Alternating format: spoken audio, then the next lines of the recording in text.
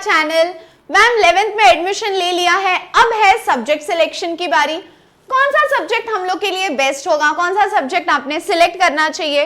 So very very simple. कैसा है बच्चों? Very very simple. आपको ऑप्शंस क्या क्या है? फिजिक्स, देखो मैं यहाँ पे लिख देती हूँ, या तो फिजिक्स केमिस्ट्री मैथ्स, या तो फिजिक्स केमिस्ट्री बायो, या आप सोचते हो कि अरे मैं तो चारों सब्जेक्ट्स रखूंगा या रखूंगी फिजिक्स केमिस्ट्री मैथ्स बायो। अब it's very very very very simple. अगर ऐसा है कि आप सोचते हो कि भाई मैं तो मैथ्स में भी अच्छा हूं, मैं तो बायो में भी अच्छा हूं, कौन सा सब्जेक्ट सेलेक्ट करूं? So this is what I did and this is what is my suggestion to you, क्योंकि 90% बच्चे यही करते हैं। When you are actually confused कि मेरे लिए मैथ्स काम करेगा या bio, because I like both the subjects, in that case बच्चों 11th स्टैंडर्ड में do not close any option. कोई ऑप्शन ब्लॉक मत करना। व्हेन आई से कोई ऑप्शन ब्लॉक मत करना, इसका मतलब है try taking physics chemistry maths and bio, चारों सब्जेक्ट ले लो। जब आप पूरा एक साल या मान लो 3 महीना भी, बाद में आप स्विच कर सकते हो, बट बाद में आप नया सब्जेक्ट ले नहीं सकते।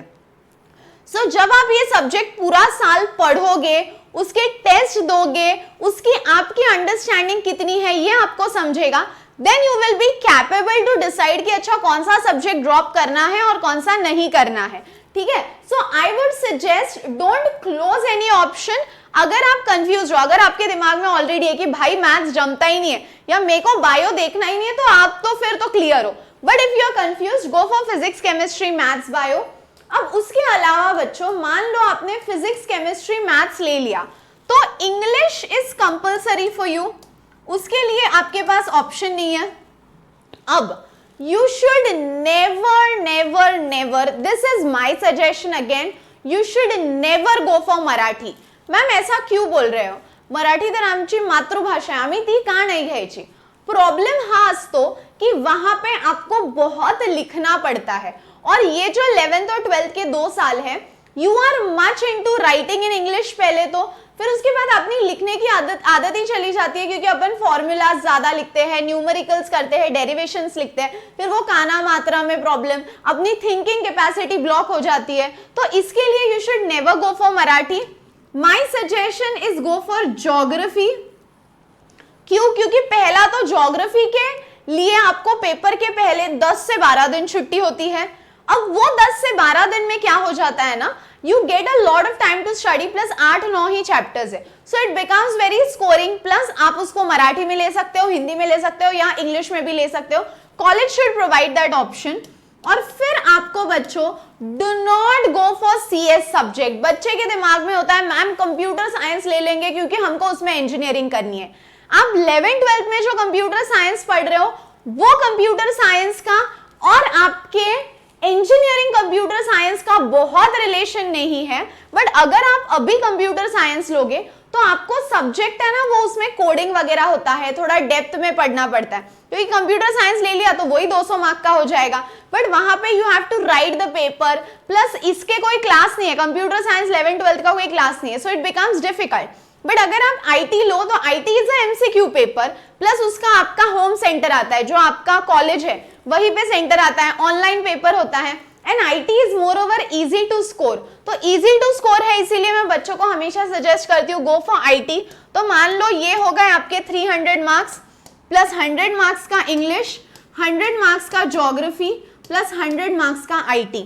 Same if you have physics chemistry bio group, same physics chemistry bio में भी आपका होगा PCM ले लो या PCB ले लो, PCB plus English plus geography plus IT। और अगर आपने PCMB ले लिया तो PCMB के साथ इंग्लिश आ जाएगा। अब आपके पास एक ही सब्जेक्ट बचा है, अभी कॉलेजेस पे डिपेंडेंट है ज्योग्राफी देते हैं या IT, बट आप ट्राई टू फोर्स, वैसे तो दोनों ही सब्जेक्ट अच्छे हैं, बट फिर ज्योग्राफी ले लो क्योंकि उसका बेसिक्स आपने 10th तक पढ़ा होता है। सो यहाँ पे 4 सब्जेक्ट आ गए, ये 5th और 6th में ज्योग्राफी या IT whatever is suitable for you, but trust me go for these subject. मैंने अभी तक मेरे टीचिंग एक्सपीरियंस में 98% बच्चों को यही सजेस्ट किया है, ये करना है, और उससे बच्चों आपके परसेंटेज इंक्रीज होते हैं।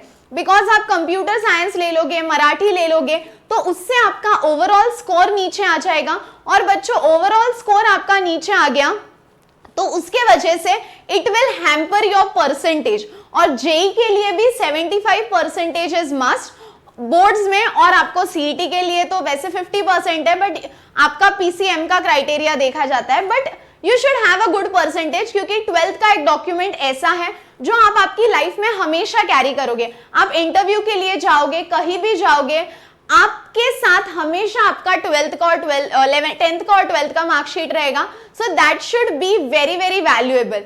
और मोस्टली कॉलेजेस 11th के बाद 12th में आप बोलोगे सब्जेक्ट स्विच करना है, then they do lot of jig jig कि अरे उतने सीट्स नहीं है, इतना पॉसिबल नहीं है, ये वो। सो उससे अच्छा 11th में ही go for a better choice, and trust me, मेरी गारंटी है, फायदा नहीं हुआ तो ये वीडियो पे आके कमेंट करना, but it is going to increase your percentage.